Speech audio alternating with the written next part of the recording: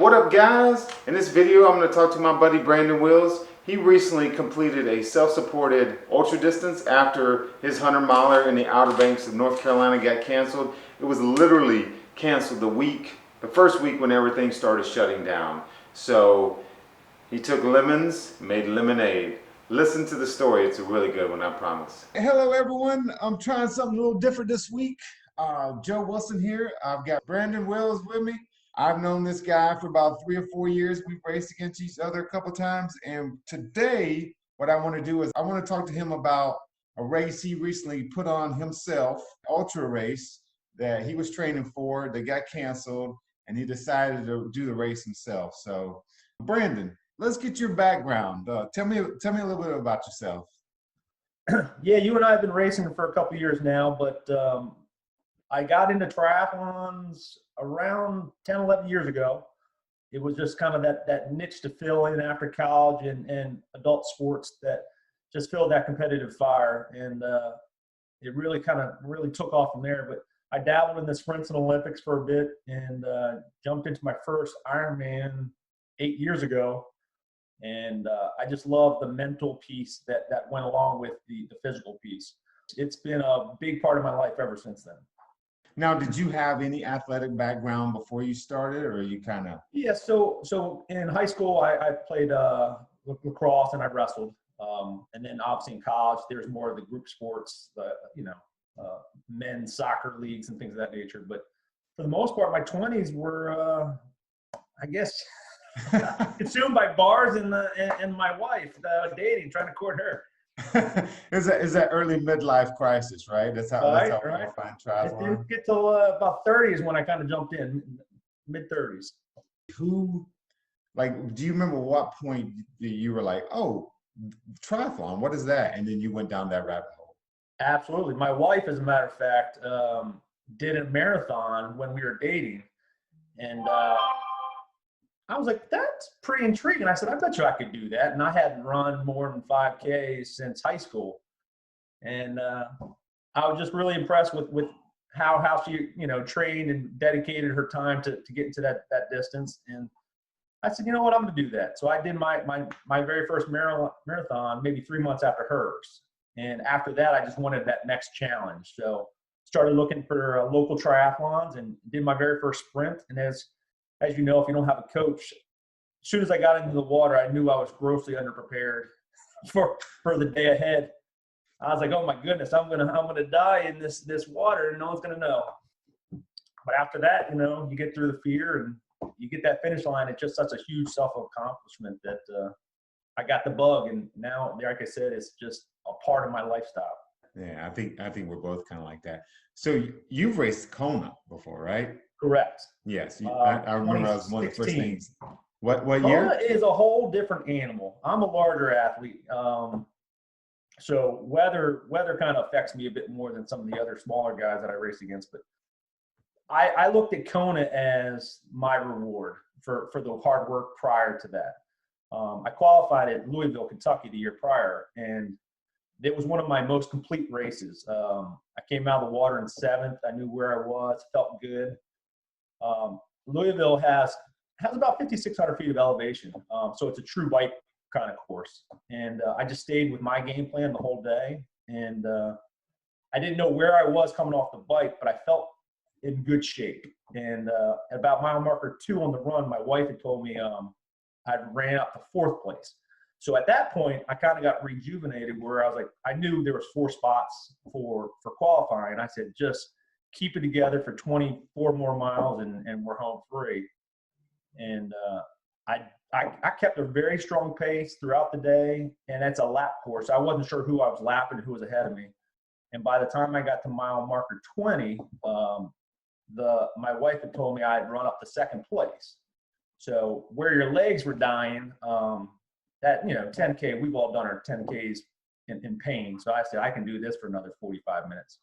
And away we went. I finished 2nd place out of 428 people. And I think it was 29th out of 2,800.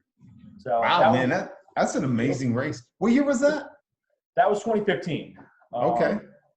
So it's just a real complete, start to finish, solid race. I was a sub-hour in the water. I was like a 5:05 on the bike and 3:30 on the run.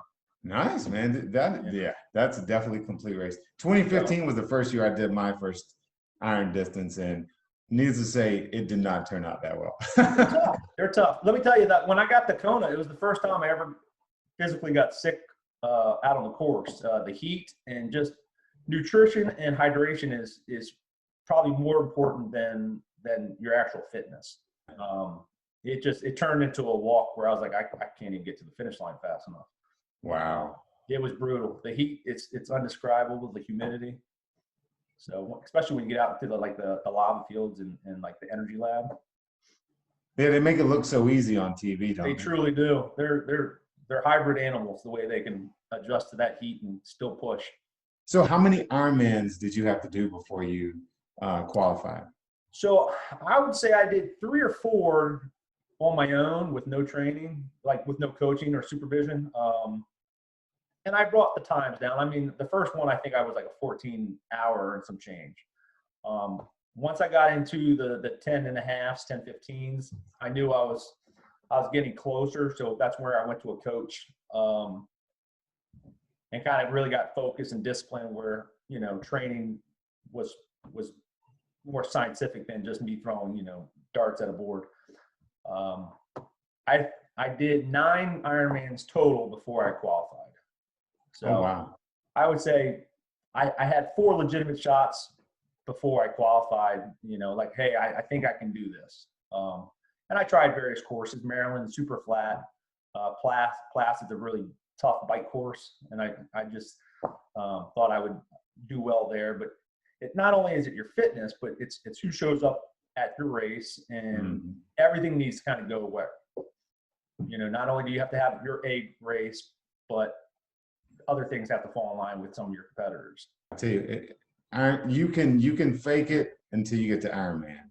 And Ironman it exposes every weakness. For sure. Every training that you cut short is exposed in an Ironman race. Oh man, so that's funny you say that. I always explain it. It's like setting up like one of your kids' Lego sets. You can't skip steps 2 or 17 or whatever, because at the finish, you're going to know that those steps were skipped. Yeah. So that's kind of the way I was like, just really diligent, not skipping any workouts. And if, family commitments came up, then, we try to readjust, and I'll do it in the evening and things like that. But let's talk about this ultra that you just did. You were signed. What race were you signed up for? So it was called Blackbeard's Revenge down in the Outer Banks of North Carolina. It's not a trail race. It's a point-to-point race on pavement. So that's a different animal in itself. The reason I chose it was early enough in the year where I didn't think it would interfere too much with the triathlon season. And Outer Banks always has a near and dear place in my heart. I take my kids and family down there several times in summer and vacation down there. So we've been all parts of the Barrier Island, from the north part of Corolla, Duck, all the way down to like Hatteras, Buxton, Frisco, which is the southern part of the island. Oh, wow. So it just kind of made sense. I always like to kind of run early in the season. So I said, I can bang this out, spend a week or 2 or 3 recovering, and then shift my focus into the triathlon season with more focus on the swim and the bike.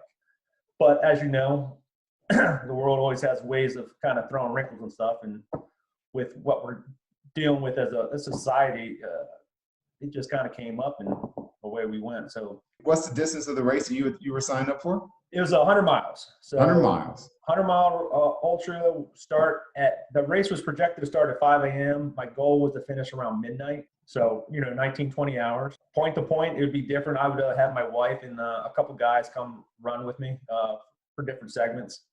But obviously there would be aid stations every 5 miles on the way down to Hatteras. So it started up at the Corolla Lighthouse and ended down in Hatteras at the Maritime. So let me be honest with you. 20 years ago, could you imagine running 100 miles? No. Isn't it? Hell, 10 years ago, I think 12 years ago, I did my first marathon, and I thought that was just incredible. I was like, I don't know how people do these things. Wow. So talk to me about your training. So I've never done an ultra before. It intrigues me. I know I've known quite a few people who have. How do you train for a 100-mile race? So it's not that much different than a normal week that you and I would do typically for triathlon season. It's far less swimming, of course. I use the swimming portion more for recovery. If something's aching, that kind of works itself out. But I try to keep my bike mileage up simply because that just brings that muscular piece to the equation with your legs. I love running. That's if you had to ask me which out of the three sports do you love the most, it's definitely the run. It's just something I enjoy, and I've always kind of kept my run mileage high even throughout the season when I'm doing sprints and Olympics. So a typical week for me, I would start 4 months out from the race. I was running 40, 50 miles a week with 100, 150 miles on the bike. I progressed up. I was getting, most of my weeks were 55 to 70 miles per week running, with my longs being back to back. So I would do like a 25 and a 20. And then throughout the week, I would do one recovery run. I'd do like a speed day at the track, things like that. Oh, And you're still then doing as it speed got work. closer, I dabbled in a couple 50Ks just to kind of test where I was and things like that. But the most I ever got to was 105 miles per week. Still doing speed work. I think that's key to keep that VO2 up. I stopped doing the 200s and the 400 repeats, but I definitely would hold, 800, 1600 repeats, even 30-minute tempos, just to kind of just keep that up, keep that heart rate going. Because the thing with this, you and I know we love to push it. Even at the half Ironman, you can run that half marathon almost full tilt. But you got to have that cardio piece. When you're doing an ultra, it's truly just a grind. You're not really out there getting that heart rate too high. I'll race half Ironman 150, 160 beats per minute. I think I was closer to 120 for most of the run for the ultra. So I'm talking, low zone 2, high zone 1, basically like a recovery run. So I just wanted to kind of keep that heart rate going, just make sure I kept that VO2 high. But yeah, I definitely would keep speed in throughout up until like the last 2 weeks, I kept speed in. Oh, wow. And then at the very end, I think I would do back-to-back 30 miles like on a Saturday and a 30-mile on Sunday. So never more than 30 was my long run leading up to this. What would you use to recover? So, or were you in boots? Are you doing ice baths? What's your secret to recovery? My wife got me a Thorogun for Christmas, and let me tell you, that thing was a lifesaver. It's probably now my go-to recovery piece. I use that on my legs 15, 20 minutes a night. And it's like a deep tissue massager that it may hurt while you're doing it, but just like a foam roller, if it hurts, you need it more. So any nagging any injuries that you had to deal with leading up to the race? I've always had a hamstring issue on my right side, and I just don't know if it's an imbalance somewhere with my hips and spine or what, but it's just something I always have to deal with. I go to chiropractic care regularly, and from time to time I get dry needled there. So I was very cautious with the hamstring.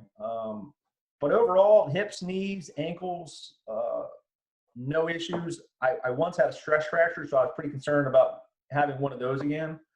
So I just kind of made sure I switched my shoes out, a lot. I went through, I should have bought stock in Hoka. Let me tell you, I think I bought 4 or 5 pairs just to kind of get through this. But no nagging injury, just that hamstring. Afterwards, which is unique, after the race, my left hip and knee were so bad, I wasn't sure if they were just hurt or actually injured. It was a pain that I hadn't felt before, but fortunately that all went away. What model Hoka do you run in? I run them all. I've got the Clifton 5s, the Clifton 6, the Rincones. You name it, I've got them, and I just kind of vary them because each one has their own characteristics. And the only ones I don't have are the Carbon X. And okay. I contemplated getting those for the race, but I thought my pace would be just too slow to get any kind of benefit out of those. So I did the vast majority of the 100 with the fives and then the sixes. I finished out with the sixes. So back to the ultra. So at what point did you think or realize that this race wasn't going to happen? So I actually have a good friend of mine. He was supposed to do a big bike race down in Carolinas. I forget which one it is, but it was supposed to be like a 12-hour mountain bike, gravel bike race. And it was the week prior, and they had just canceled that. And I said, oh, well, I said, with social distancing, we were kind of hoping the ultra and maybe the gravel race, because they were not going to have as many competitors and they'd be a lot more spaced out. We were hoping maybe that they would still go off because, one, they were smaller events, and it's not like you were going to be running shoulder to shoulder with a number of your competitors. It's really these are races that you just kind of have to do on your own. So when his canceled, that kind of got me thinking. I said, you know what? I think mine's going to be coming up in the next couple of days. You get on the social media and you hear the forums and people are chatting. So I kind of was gearing up mentally. I'm like, hey, look, I don't think this thing's going to go off. And sure enough, I kind of had an idea in my head. My wife and my friend, they were like, why don't we just run it locally? So once it was canceled, I kind of took that suggestion and I was upset because like any competitor, I wanted to race, and I'd be lying if I didn't think I wanted to go top 1, 2, or 3 at the race.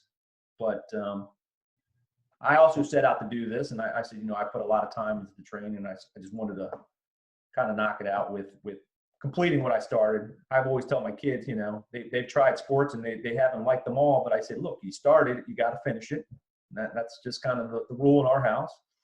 So I just wanted to kind of finish it on my own too, just to say, hey, look, you set out to do this 100, let's knock it out. So I would say about a week before the race, when it was canceled, that's when I decided. I kind of had a preliminary idea as to when I wanted to do it. I knew there was talk of being stayed at home in place, so I wanted to kind of knock it out before that as well. We got in by about 4 days before the governor told us to shelter in place. And so once you decided to put on your own race, did you just run point to point? What did you do? Because it was a self-supported race, I had to kind of bring all my nutrition. I didn't know what I was going to want. I brought salty snacks. I brought sweet snacks. I brought a lot of my nutrition that I would use for Ironman. And then I brought change of clothes, shoes. And what I did is I parked my truck. There's a trail, our house, called the Baltimore-Annapolis Trail. Closed to motorized traffic. Most people just use it for running or riding their bikes. And I decided, looking at weather forecasts and such, I said, let's get this thing started at 8 p.m. so I can run through the night mentally fresh. And then hopefully by daytime, when I'm fatigued, I'll have some support to get me to that finish line. So we decided to get the race started at 8 o'clock, like an official time. So at 8 o'clock on the dot, the watch started, and I went off with one of my buddies and my daughter for the first 5 miles. And basically it was just a loop of 8 miles. So I'd head out for 4 miles, come back, and then I'd run the opposite direction on the trail 4 miles and come back. And the reason for that was I just needed to be able to get to the truck for supplies should I need it, and obviously, for restrooms and refill nutrition, hydration, etc. So basically it was a 16-mile loop from 16. point 1 to point 2. No, it wasn't terrible. So how do you pace an ultra? As I said, the way I would view it is treat it like a recovery run. If you can't have a conversation like you and I are having right now, you're going too hard. And just staying on top of the nutrition and hydration. A couple of concerns I had that particular night, I'm not quite used to the spring weather that we're starting to see.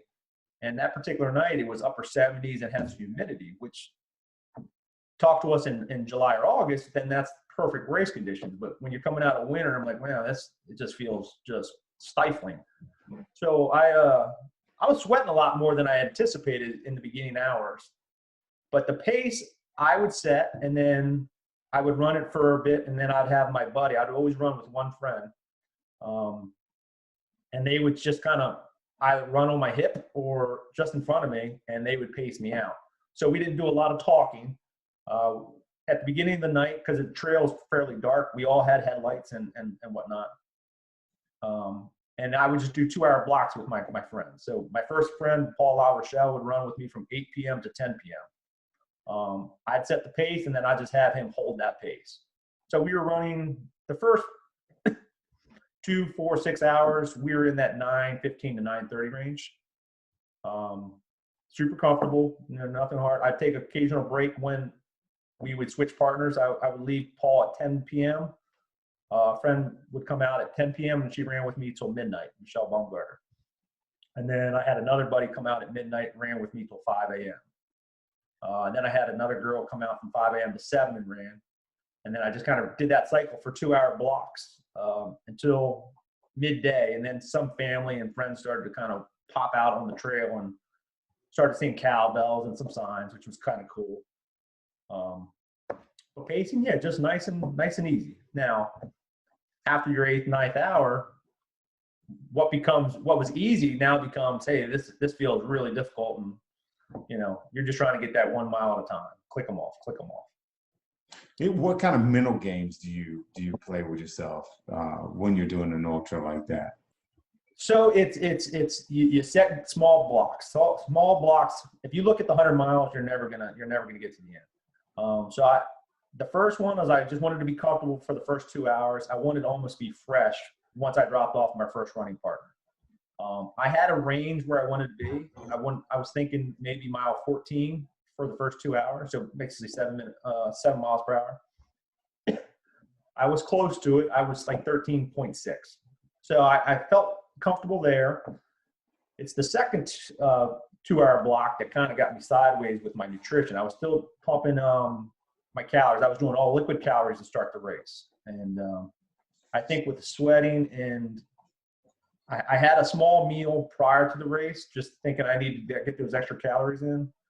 My stomach wasn't cooperating fairly early on, maybe like 11 p.m. My stomach was kind of saying, hey, let's slow down on these calories, but I knew I needed to keep them. So that was kind of a challenge, but just small segments, small blocks. I did have some ups and downs. I knew that with just reading forums as to how to mentally prepare for this thing. I didn't quite expect that I was going to have my first down at like mile 23. That's kind of when I was like, man, I'm way off pace. I'm hurting. I'm sweating more than I should. I was like, if you look big picture, I'm like, 77 still to go it's hard to imagine. But I had good friends who kind of talked me down out of the lows, and we just kept grinding. For a couple hours in the evening, we didn't talk at all. He just played some music, and I more or less just kind of zoned out and try to just meditate while we ran. So that got me through. But once the sun came up, re-energized, I was like, all right, I'm halfway there, and you can do 50 kind of in your sleep if you have to.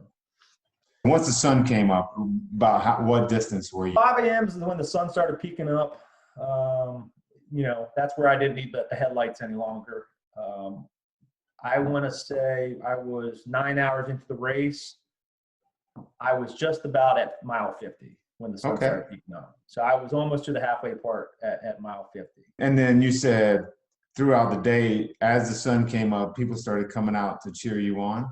Yeah, so obviously I set up a Google Doc for all my friends, like if they wanted to come out and join me.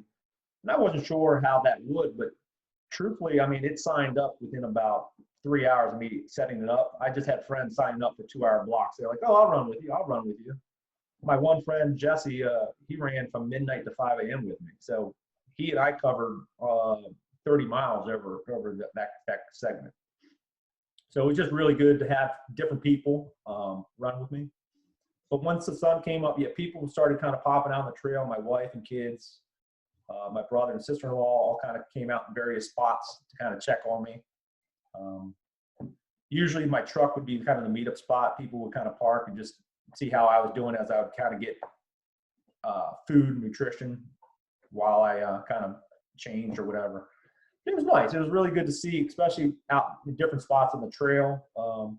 Just some of my kids, I coach wrestling, And some of the kids that I coached had their signs out with cowbells at the end of the trail with their parents. So that's always kind of great. You always love little cheering that kind of lifts your spirits when you're hurting and tired. So to see those kids, they'd run for quarter mile with me alongside me and just kind of cheer me on. So that was that always helps kind of pass the time as well. At what point were you like, oh, I've got this in the bag, I can finish this now, I'm re-energized? I mean, were we talking mile 80? I was going to say about mile 80 is where the doubt finally said, you know what, I'm going to finish this thing. Obviously mile 80 to 95 were hard, but I knew in my heart, I was like, I'm going to finish this thing. But prior to 80, there was self-doubt for a lot of that segment. Yeah. It was tough. How much walking would you say you did during the whole race? Very little walking the first 6 hours, minus my breaks. I never turned my watch off. It was all just run time. So even when I was taking a lunch break or a breakfast break or a changing of clothes, my watch was still going. So moving time, I ran it close to 17 and a half hours, but with all my little stops and such, I was closer to 21 and a half, 21:45. But I didn't walk at all until I needed to. And that's when probably around 3 in, we started implementing, all right, let's run for a mile, walk for a minute, run for a mile, walk for a minute. So that started probably about mile 40, 35, 40. And we did that through 50. And once Jesse left me and my next friend came aboard, our pace was a bit slower and I was fine with that. So I ran for the next 2 hours without stopping. And then after that, we went back to the 1 mile on, 1 mile off. But mile 70, that was off the table because I just couldn't mentally hold it for that long. Just trying to hold a mile without stopping. I just need to mentally take it down to smaller chunks.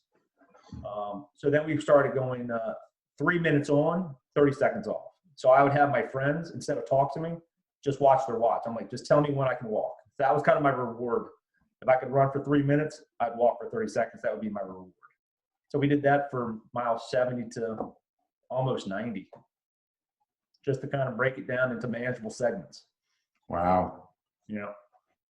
You're probably talking what, 4 hours, five hours? 4 hours to get through those miles. Wow. Because I mean, at that point you're running like 10-minute miles. They're 10 and a halves.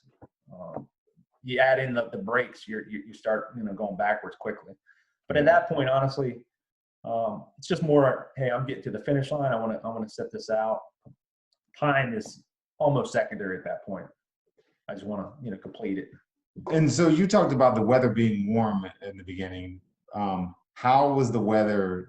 Did it rain? You said there was some rain? Yeah, so it went, careful what you wish for, but it went from really warm and humid where I'm sweating. I'm like, man, this is not good for me because I'm sweating more than I should, to from about 2 or 3 in the morning to about 5 in the morning was just a cold, steady rain. So you can imagine what that does to your body, chafing and everywhere else. So I changed out of that gear, but I think it was too late at that point. So, underneath my arm, between my legs, everything was just chafed up. So there was some pain there in that regard, but that cold rain really kind of hits you to the bone. So I was looking forward to it. I was like, come on, let the sun come up. I need to get warm.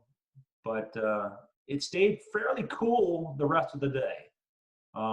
Sun was out in spots, but it was more of a manageable weather where I was like, had it been another typical race, like a 10K, half marathon, whatever, that's the weather you'd like to have. Mid-50s, nice, that it would be ideal, but I was comfortable. Let's talk nutrition. You mentioned nutrition earlier. As someone who's never done an ultra, how do you said in the beginning you took in liquid nutrition. Was that the case the whole way, or what was your strategy from mile 0 to 50 and then from 50 to 100? So my original strategy, and you have to always, like you said, with any race, you have to be able to change on the fly, was to do strictly liquid calories. So I took in bottles of about 300 to 400 calories and I would suck on them for with 24-ounce bottles. I would drink on those every 70 minutes, 75 minutes. And then, with the extra sweating that I was doing, I was taking in a bottle of water as well. That went well, but I think, the electric lights kind of go off, and then I started getting that sloshy feeling, which is a bad sign for me. So I kind of backed off the liquid calories, and went to water. And when I get to the truck, I just try to get some food. I take in some bananas. It's funny.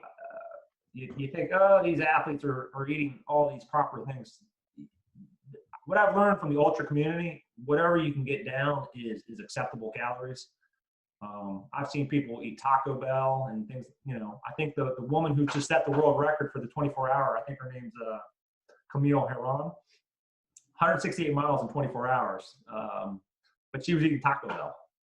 So how that can work on your stomach is beyond me. So I found bacon. My wife cooked up a pound of bacon, and I'd take a piece of bacon. And so you do that with a banana, I guess it's with the salt and sweet. So little things here and there. I just had everything. I had some candy bars, when the mood was right, I'd have a Snickers, some potato chips, peanut butter sandwiches, a couple Cliff bars here and there. But for the most part, it was just whatever at that particular time I could get in. I didn't really mess with the gels too often because I didn't want that kind of sitting in my stomach. I just went with like a Carbo Pro, which is like a powder-based carb, and then with electrolytes, I just stayed to the Gatorade endurance formula. And were you eating solids like at the truck, and then running with all the liquids? With the liquids. Yep. Yeah. Yep. Okay. So I would sit at the truck. I'd change clothes. I'd have a banana or two. I'd have a peanut butter sandwich. But yeah, I didn't eat as much as I thought I would, honestly. But it just, there again, my stomach wasn't really happy with me from midnight on. So where I had planned to switch over to all food calories, I kind of had to force myself to keep taking in liquid calories, even though my stomach was saying no. I just was able to kind of, And so you started at 8. What time did you finish? About 5 p.m. the next 5 day. p.m. So how long did it take you? All in with breaks and everything else, 21 and a half, 21:45. Okay, so that's not too far off from you said when you wanted to do the Outer Banks. I want to come in sub 20. Yeah, sub 20. That was my original goal, yeah. As someone who's done self-supported and running around the neighborhood, without a bib on, not, racing other people, that's a really good objective. Hitting 21 hours to me is not too far off from what your original goal was. So. No, I was very pleased. But there again, obviously goal number 1 was the finish. 2 was to stay somewhat healthy, and 3 was to kind of get near time. And, once it's all said and done, I look back and, I was pleased with the result, considering I could change some things going forward next time, but we'll see. How did you feel when you finished? So elated. Obviously I came down my high fairly quickly. But I was just happy. I was grateful to see friends and family there. Gave some hugs to the kids and my wife. Obviously I couldn't do it without their support. My son and daughter both ran the final miles with me, which is a treat. And just happy. I was a cheap date though. So my brother gave me a celebratory beer. It actually tasted fairly good, considering. I drank that. I should have stopped there, but I cracked the second one. I took 2 sips, and I promptly passed out in the passenger seat of my wife's truck. And I think that was it. I think that was it for the rest of the night. I woke up the next day. I was like, what happened? Being 46, like mid-40s, how sore did you feel afterwards? Pretty bad. Yeah. Pretty bad. I had to be on crutches for about 2 or 3 days, specifically for stairs. I just could not physically get up. My left hip and knee were sore to the point where I was contemplating. I was like, man, this isn't just a typical overuse injury. This might be something's bad. Mm-hmm. But I'm fortunate that it was just overuse. And by the second or third day, I could feel my body starting to slowly get better. I forced myself to take some walks. I would, even with the crutches, I would just go out like an old man and walk around the block. Just even if it took 30 minutes to get around the block, just to get the lactic moving and the legs moving. But I was fortunate. I would say after a week, I was done. No, 3 or 4 days I was done with the crutches. By the end of the week, I was able to kind of go up and down stairs with like mild discomfort. But I didn't do any training whatsoever for the first 2.5 weeks. I said, you know what, we're taking the time off, especially with the stay in place. I was like, there's no rhyme or reason to go out and train right now. So I just enjoyed the couple weeks with the family and just let the body recover. And now I'm kind of back into some light jogging on the trainer and just making sure the body's healthy again. Nice. They say the brain quickly forgets the pain, right? So that's why, in the moment you're like, I'm never doing this ever again. But then like 10 minutes later, we're all signing up for another race. Yeah. How would you compare the pain from the ultra to something like a marathon or an Ironman? So during the race, the pain of a marathon or an Ironman is I would say, worse than an ultra.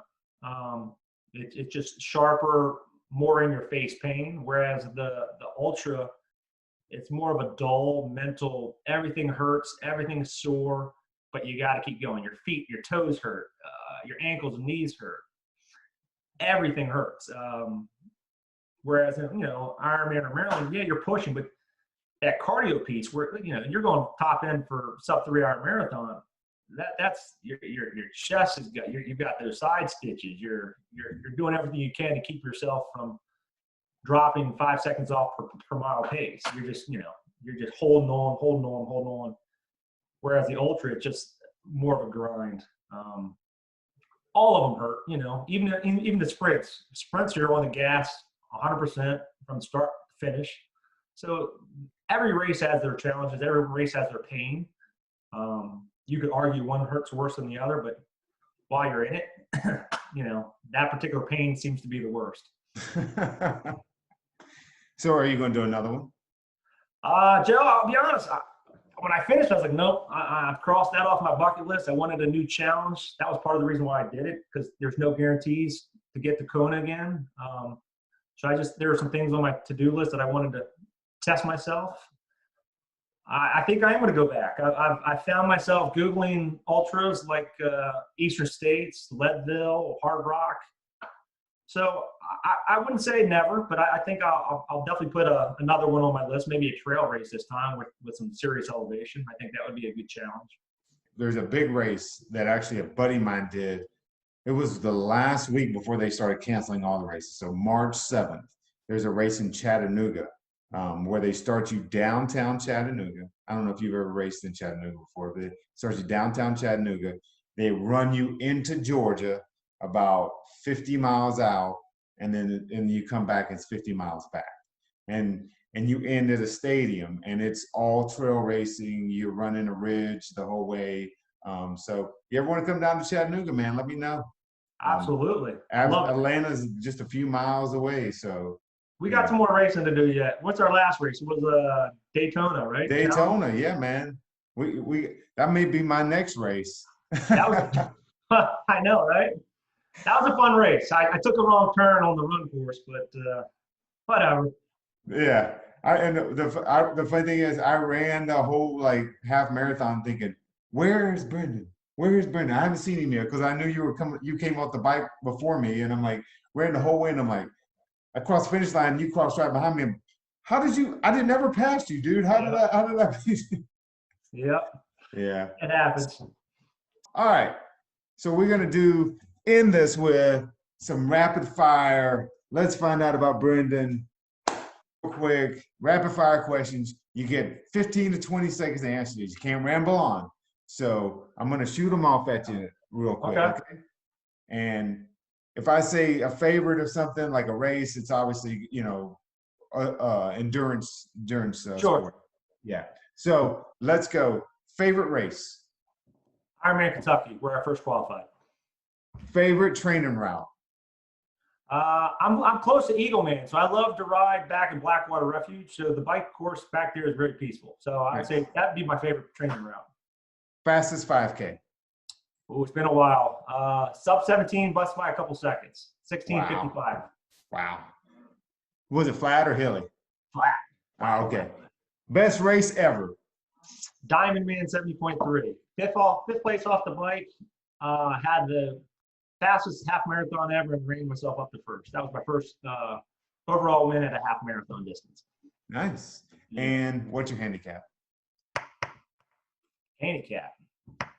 You're like me. I don't play golf. 100, 110, 120. I can get a 6-hour bike ride in a round of golf. That's what I'm saying. Yes. Yeah. Okay. So, well, cool, man. Well, I appreciate you sharing your story with me, Brandon. Thank and you it's good catching up yeah. with you. It's a good time to catch up. Yeah, man. We will definitely. I know you're in Maryland. I'm in Georgia, but it's been fun racing against you, and we definitely have to do it again another time. Absolutely. But I appreciate you telling me your story today. Of course. All right.